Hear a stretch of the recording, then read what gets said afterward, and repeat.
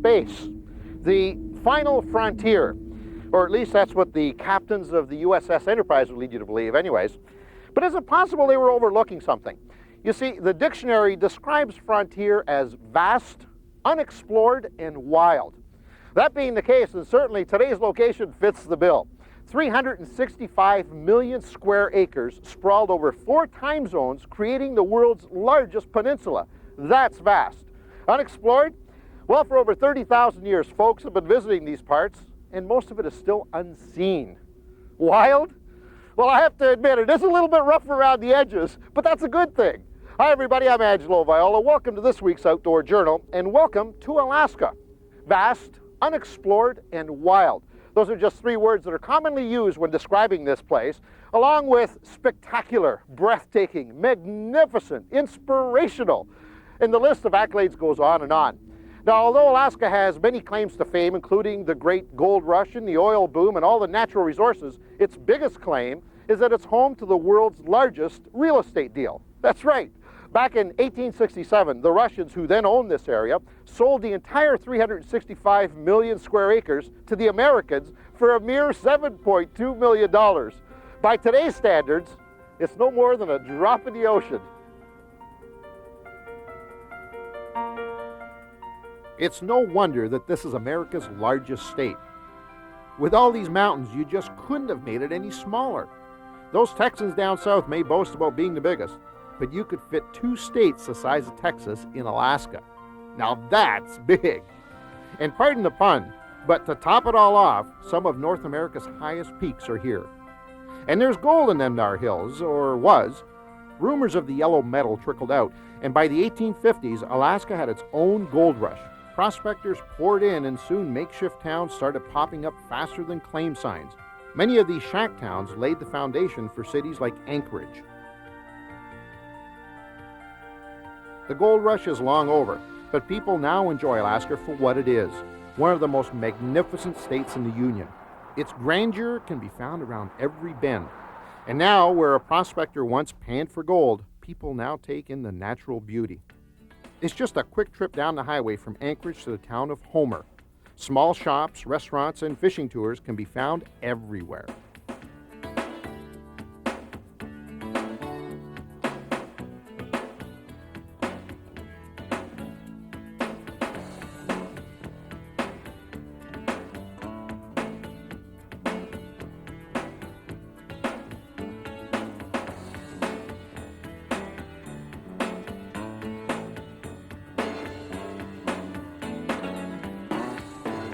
Like so many of the early frontier settlements, the character of the location still exists in some of the old buildings and dwellings, like this one behind me. Obviously, the most outward sign here is that of a lighthouse, but it's actually 3 buildings in one. You've got the front building, which was a dwelling for the people who ran the lighthouse, and then you've got a general store in the back, and of course the traditional lighthouse. That hasn't all gone to waste. It still is quite operational today. In fact, it's called the Salty Dog, and it's a local watering hole. We're going to go sample some. Well, this ain't no New York City yuppie bar, that's for sure. So I think I'll skip the Long Island iced tea and fancy finger foods and go right for the beer. Interesting group, to say the least. I just met a guy who brews iguana spit beer. Yeah, okay. This is a place like no other. Wildlife can be seen even while you're walking down the main streets. As for me, I'm just here for the halibut. Ah, here it is, the rare mahogany halibut. They grow these babies big around here. great eating. A little tough, mind you, but they do tell me that it's quite a delicacy. However, I think I'm going to try the more conventional halibut, the Pacific halibut. Come on over here.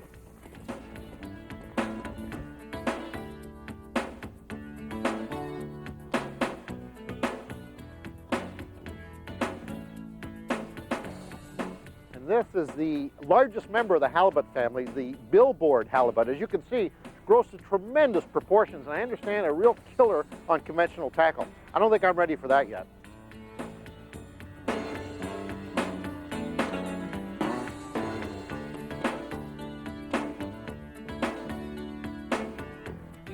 This is the famous soapstone halibut, plentiful around these parts, the smallest member of the halibut family, but not very tasty, unfortunately.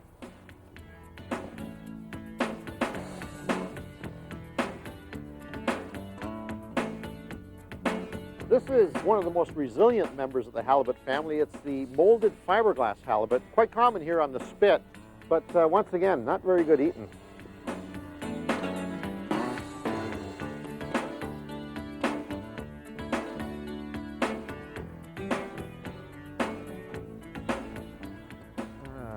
Oh, yes.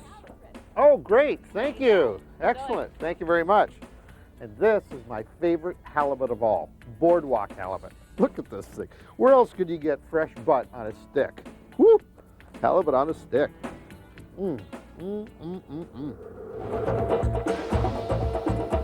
Coming up on the Outdoor Journal, exploring the ice fields of Alaska.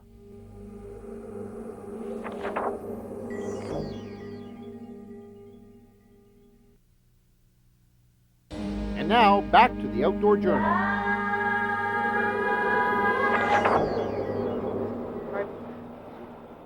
We're here in Homer, Alaska. Now, when you've got a state as big as this one, there's only one way to see even a tiny portion, and that's by air. I've been around the world and clocked more air miles than I care to think about, and I've certainly got no fear of flying. But I gotta tell you, my heart always skips a beat every time I get into one of these tiny little treetop trimmers. This is definitely the plane you need up here. Small, light, and easy to maneuver, because we're going to get up close and personal with some pretty big Alaskans.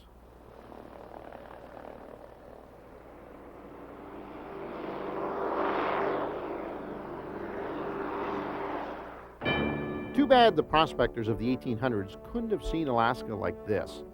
I think they were chasing the wrong gold. This view is worth $1 million.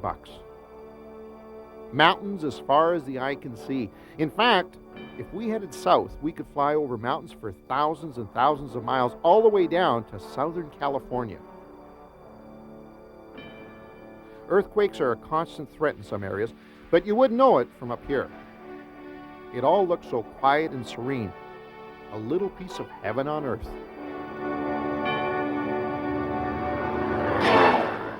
There's good reason for those pontoons on the bottom. Not a lot of landing strips up here.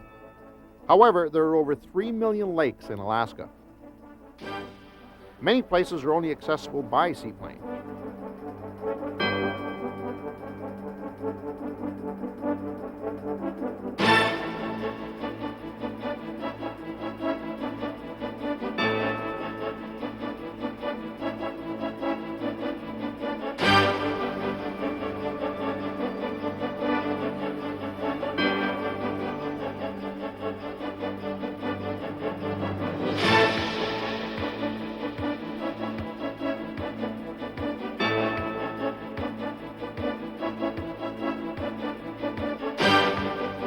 We're going to see one of nature's little wonders. Sorry, this is Alaska. We're going to see one of nature's big wonders, a glacier.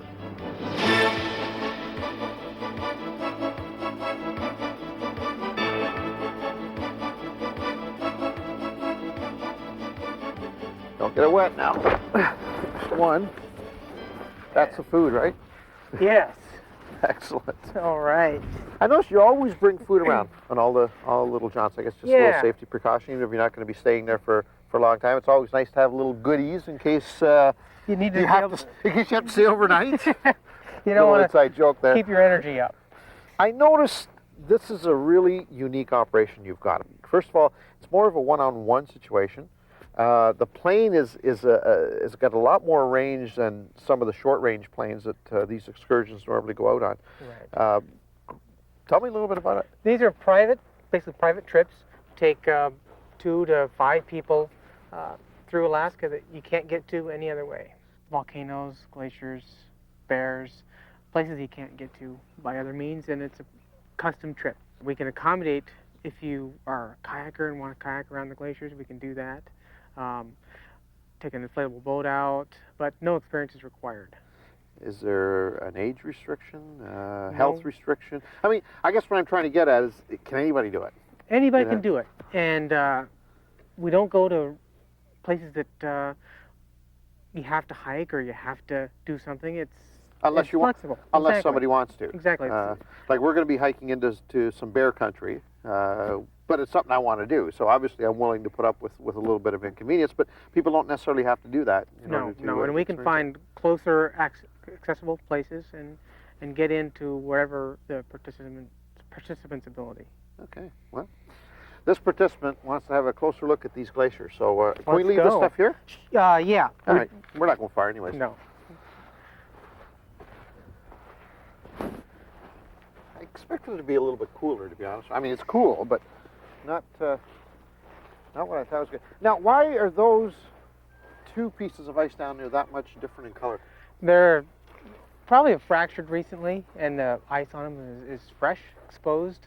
A lot of this white and gray has been exposed to the sun. It's kind of porous, so it looks white, whereas that's the fresh side. Wow, that is pretty impressive.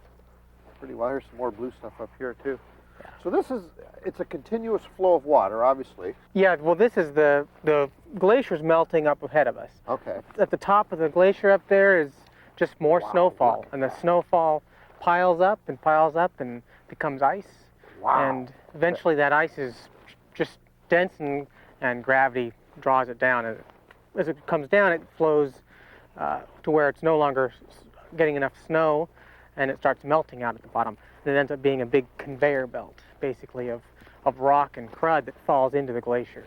Would that have caused this valley that we're looking at? Yeah, and this is a U-shaped valley, which is a classic glacial type of valley.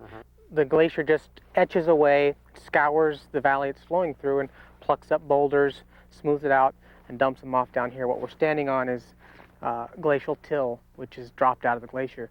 This glacier probably, almost certainly, extended well out, maybe even out to the inlet, but over years it's receded, melted back, still flowing forward, but melting back, becoming smaller, and depositing all this material out here. It's got some plant life on it too? Yeah. Now, is that normal? Is that something that you see a bit of or not? Yep. It depends on how long this is receded and how long these plants take effect. That's one hardy plant, I'll guarantee you that, to be able to do that, huh? And that would have just been a seed that's blowing through the wind from someplace else, from up in the mountains? Yeah. And deposited here? Yeah. This is fabulous. And you actually bring people out here and camp and Yep. climb it and stuff? We can get out and hike to the toe of the glacier, explore, so you can find glacial caves. That would be a great, actually that would be a great trip for sure. So this is the stuff that inspires songs and poetry and all that stuff. It is fantastic. Yeah. To read about it and see it on paper via print, pictures, etc., just does not do it justice. No. You gotta see it to believe it. It's fabulous.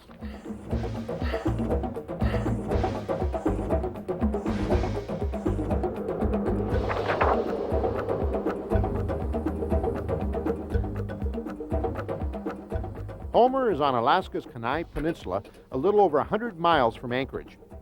You can drive here even in the winter. It's important to know in Alaska that some roads close when the snow flies. You can also grab a plane out of Anchorage. It's just a 45-minute flight. The most notable feature of Homer is the Spit. It's a combination of tourist destination, sport fishing center, and one of the busiest commercial fishing ports in the North Pacific, as well as a place where you can fly a kite on a quiet beach. The area is also known for its bird watching. Springtime features a fantastic migration with approximately 100,000 shorebirds passing through. As for the weather, Alaska has some of the most extreme conditions you'll ever find. Temperatures have gone as high as 100 degrees Fahrenheit in Fort Yukon, but have plummeted to -80 in Prospect Bay. But for areas around Homer, summers are in the 60s with winters dipping to around 10 degrees. Coming up, I'll go salmon fishing with some of Alaska's oldest anglers.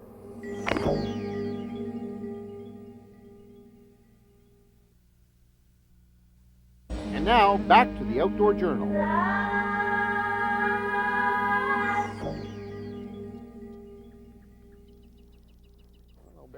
We're in Brooks Falls, Alaska, and I've been promised to see some grizzlies. So, bear with me. Okay, what do we got here? Stay alert, make noise. If you encounter a bear, retreat slowly. I plan on retreating slowly. And step to the side. How far are we going up the trail? About a half a mile. About a half a mile? Yeah. And you usually see them along this trail here? Yep, not infrequently. Yeah. Yep. They'll be cruising along, and you don't want them to surprise you any more than you want to surprise them. So that's the whole idea behind making Exactly. noise. It's convenient that they're fairly used to humans through this area. Yeah. And if you back off, they go by. But it's hard backing off sometimes. So in other words, you'd walk off the trail here and let them just go right by? Yep, No you kidding. back off and try not to make direct eye contact. You got to have some pretty good nerves in order to stand right there and watch a bear walk right by you. Yeah, and you want to get as further. Well, of course, yeah. But it does take, and some people run and scream. Yeah. And screaming probably helps if they know you're there, but not if you're surprising them. Yeah. But you definitely don't want to run, and that's. Well, we're here to see bears, so I guess bears we want to see. This is crazy. Now, from what I know about bears, it's best just to leave them alone. But here we go into their backyard looking for them. And heaven help us if we get between a mother and her cub. I'd rather pull a whisker off a bobcat than face an angry mama grizzly. Careful what you wish for here. You might just get it. Lots of signs of bears around.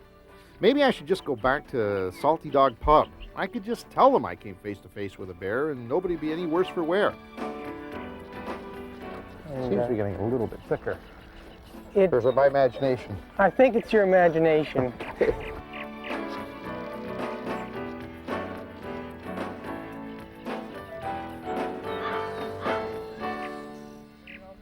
Oh, isn't this wild? So they built this all the way out? Yeah, and this is actually, half this is all new this year. Obviously bears can read around here. Exactly, exactly. They follow the signs too. Well, I'm glad to hear that. Just make sure it closes behind us. Yeah.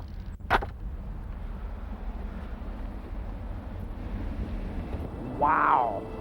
This is the upper platform here. Obviously, these guys don't mind getting a little water on them. Nope, nope. They stay up here in the falls for hours. That is fantastic. I see 5 so far. So obviously, they don't seem to mind people being here. No, they don't. They're very used to people. People have been at this platform for years, and they're accustomed to them, and they just kind of ignore us. They're a lot more interested in the fish than they are in us. Incredible. The way that guy's just hanging up there, that's wild. Yep. The power in these things is wild. And they'll actually stage around here for 6 weeks? Yep. They'll hang out for the top of the season, top of the fishing season. They're just here and just getting fat for the winter. Oh, there's one going for a fish. He's got one. He's got one. Look at he that. Sure did. Look at the size of this guy. Yeah. Wow. What's that? Now he's a lot lighter color than the rest of them. Yeah, kind of a blondie there. Yeah, they come in, and sometimes they're a lot more blonde than him. More than that? Yep. Sure enough. So there's a real contrast. That's a black. That's almost a black bear. If I encountered that in the woods, I'd say that was a black bear. And this, it looks like a dye job or something, you know? Exactly. You can usually this hump. This guy's got a good hump on his shoulder, which is distinct from a black bear.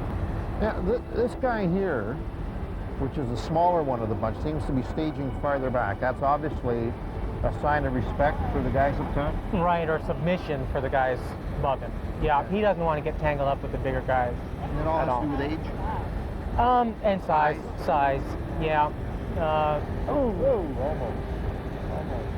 They're, I think they're all... Got him! He's got him! Look at that! What a great catch that was! Great catch!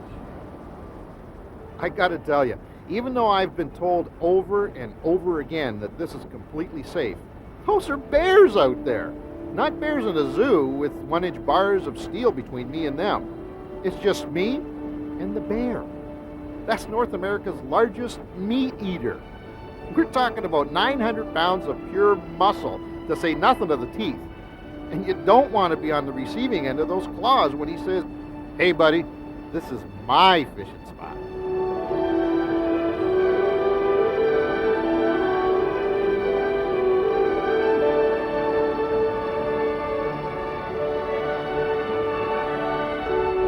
Now look at this guy going up there. This is incredible, the way he just, look at this, look at this. Yeah, a little confrontation happening there. Now this one put his head down. Did you see that? He put his head down and everything seemed to be cool. Left him alone. Yeah. So had this bear sort of stared back at him, it might have been a bit of a problem? Could have been.